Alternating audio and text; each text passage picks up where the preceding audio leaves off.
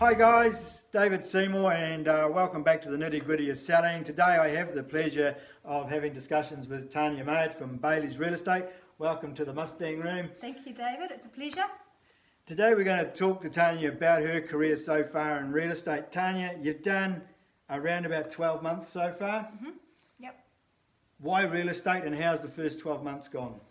So why real estate? Well, to be honest with you, I've been considering doing it for quite some time. I have background in teaching and just to be honest with you, I was always drawn to it, and I love the people side of it. For me, I love working with people, Right. and I love being able to support people to achieve a goal. And in this instance, obviously, with being real estate, it's either purchasing property Yep. or selling it. So yeah, and I am able to be creative and able to strategize, and it's really stimulating, and I really enjoy it. So and someone said to me today that in some ways it was almost like it's part of your DNA, I think. So. Well, that's true. Yeah, I think it has to be a bit like that. One of the things I'm really pleased with your answer there, you said, is about the people. Yeah. I think it is about people. It's more about people than it is about houses or buildings. You know, I've seen real estate people in the past start and they go, oh, because I really like houses. Well, it doesn't matter how much you like houses, it's how much you can actually talk and relate to people, isn't it? Absolutely. Funny, actually, I was thinking about that this morning. I was chatting to someone last year when very early stages when I just started, and they said, oh, I love to be an estate agent. I love houses, and in my head I thought, Yeah, it's right. not. That's lovely. That's a neat side of it. But actually, it's people. Yeah. You know, people is what makes up this game. Yeah. And so you've got to like people, and you've got to be willing to work with all manner of people if this is a profession you want to be in. Yeah. Tanya, something I've noticed on social media is your creative videos, more than just going, hi, I've sold another house, or hey, I need some more listings. You're trying to actually help people with some useful information. How easy has that been for you? Look, some parts are easier than others. Some parts are really challenging. You know, for me, I mean, time, right? Time is a factor for all of us. We're all time poor, they say. So to overcome that, I have actually a whole year's worth of, I know what I'm doing every week, and I stick to the same routine, so I don't have to think of... You're telling me you actually you're organised. You got a plan. I do.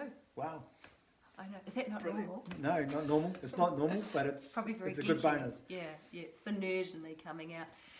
But what it does for me, because I know how busy I am, and for me to be able to do that, so that's why I do what I do, in order to overcome the hard side of it, which is the time, and also to you do feel vulnerable in many ways, putting yourself out there like that. You know, you are opening yourself to potential criticism, but quite frankly, I've got to the point where I think, well, I don't care.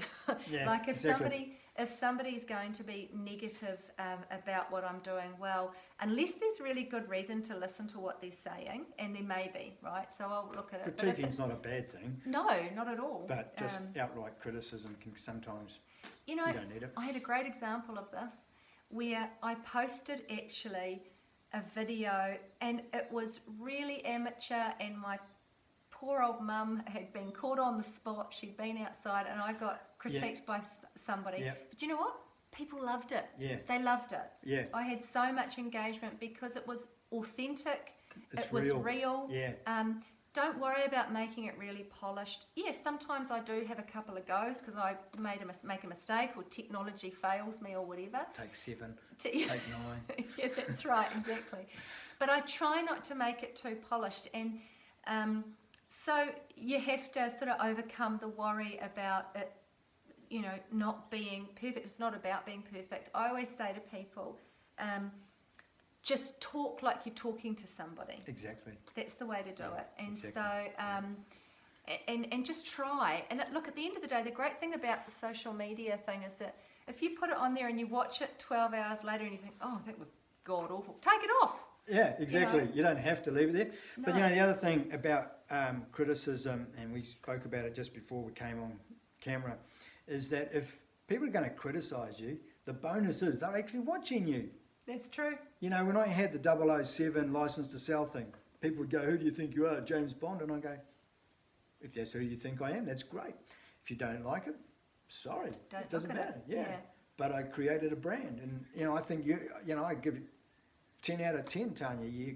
You're doing Thank you. what 95% or probably 98% of the other people in your city, Whangarei, aren't doing. And that's pretty big.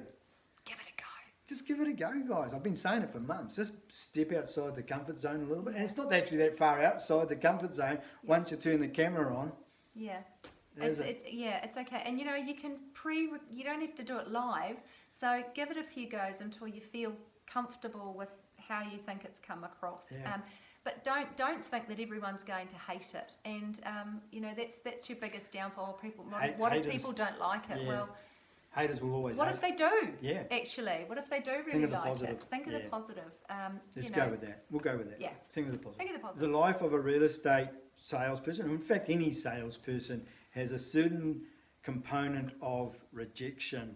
You didn't get the listing, or you didn't even get the appraisal, you didn't get the listing, you didn't get the sale across the line. You're thinking, I'm going to get this big sale, fails a building report or whatever it is.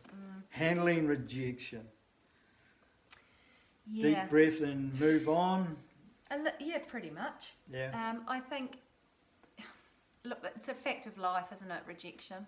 And I've had all of the stuff, even just within that 12-month period, I've experienced those things at least, once. Yeah. In fact, today, on the way here, I did a submission earlier this week and phoned the clients and said, just checking in. I know you've got you're interviewing a few, and thought I'd check in and see whether you've made a decision. And she said, thank you so much for your effort, but we've decided to go with someone else. Well, you know what?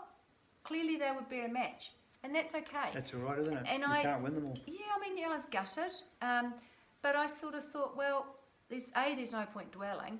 B, it's about, well, what can I do differently? So what I have done in the past is actually phoned them and said, hey, look, I really respect your decision, but for my own sake, I'm learning. I'm still in the early stages. I'd be really grateful to know what it was that actually made the other person more appealing. Yeah. And then from that, you garner what you want. But it's just one of those things. It's about getting better and moving forward and not focusing on. I've always said, Dan Carter didn't kick a goal every time he kicked the ball, and that's the way you've got to look at it, isn't it? Absolutely. Even I look at World Cups when they miss a crucial kick. That's the game, and so rejection is not actually a bad thing. It's something you can learn from. Absolutely, and I think too, if you focus on, at the end of the day, being an agent, it's different for everybody, I guess, but salesperson, I should say, but being a real estate salesperson and running your own business is actually multi-layered, and there's more to it than just that. So I think if you're focusing on just a couple of those things, like getting the listing and getting the sale, whilst they're important, don't get me wrong, there's more to it than that. Yeah. With any luck, those people will still say, well, actually, Tanya came along and I really liked what she did, and we think you'd be a really good match. So it's not all lost. No. As long as you do your best and you're authentic and do what you can by them, then. And I suppose you've always got that the old saying that my old boss Michael Springford used to say is second mouse gets the cheese sometimes. So That's if right. the first agent has bought the listing, high priced it, free marketing, which is probably one advert on Trade Me or something like that, all those sort of things that we all know about, we won't dwell on, but the deal doesn't get done, so to speak. The sale never eventuates. If you've done a good job and actually keep in touch with that prospective vendor, you might actually pick them up, or even so, you may actually be able to help them find their next house, so they still stay as a client. Exactly, that's right. There's ways to look at this. It doesn't have to be doing it. See the opportunity in it, I guess, and it is hard. I mean, you do feel deflated. We're not all superhuman, but I think regardless of how you feel, make sure you're graceful. Absolutely. You know, like you Don't can feel burn as that bitter bridge, as yeah. anything, but don't let them show it. Wait Yeah, till you get in the don't. car and then, but wait till they can't see you. Yeah, And yeah, then, yeah. but And make sure you hung the phone up first. yeah, that's yeah. The cardinal mistake. Oh, so sorry. I was talking to the guy across the road. Yeah. Oh, you'll never guess what. Tanya, to finish up with today, what would be a couple of key pieces of advice that you'd give to a new agent starting out in the next few weeks or just started? What would you say from your experience 12 months in? Yeah, okay. Gosh, well... Run now! Stop! No, I'm kidding.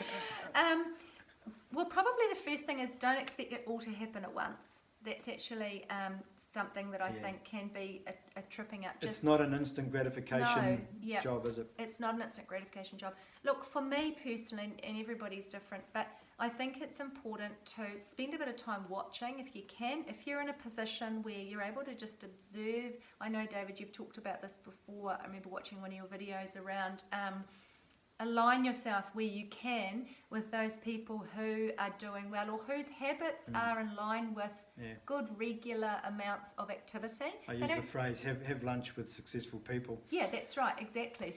What do they say? Success breeds success or whatever. So, I mean, there is that. So align yourself with people and you know, if they're happy to share it with you and just mirror them if you can, shadow them, see what a day in the life of an established agent is like. So there's some of that. That's a good idea. For me, going forward, it was about planning. I'm a real planning sort of a person. And what do I want to get out of this? Not just the income and the number of sales. Of course, that's part of it. But what kind of experience do you want your clients to have?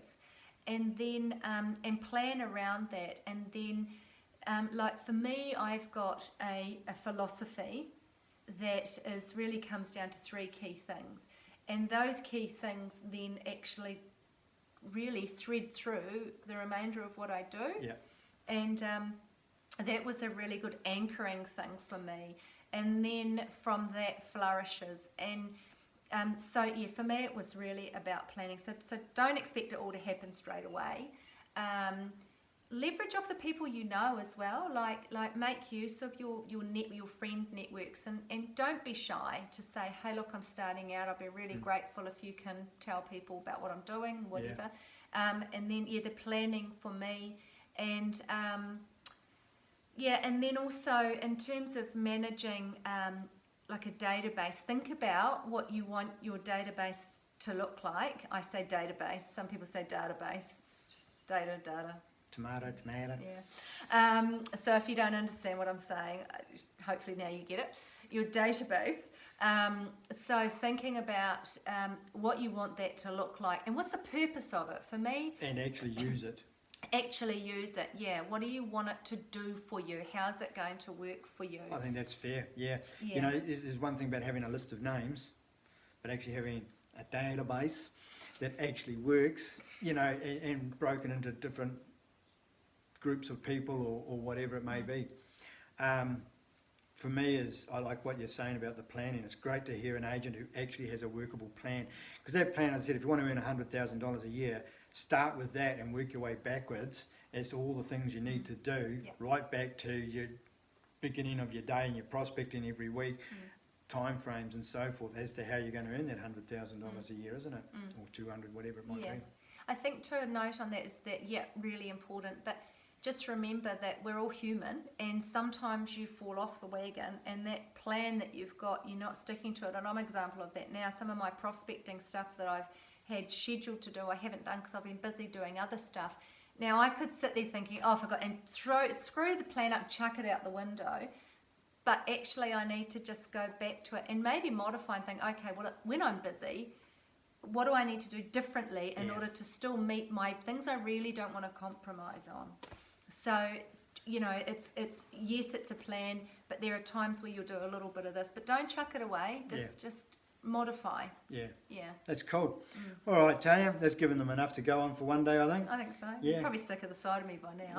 No. So, guys, if you want a hand with anything, you know where to find me. My number will be on the end of the video, and I'll also post Tanya's on if you're thinking of selling in Love to Whangarei help. and you think Tanya's your person, she'll be able to help you. That's Tanya Maich from Bayleys Real Estate. Thanks very much, Tanya. Thank you, David. It's been a pleasure. I'm David Seymour. That's the nitty-gritty of selling today.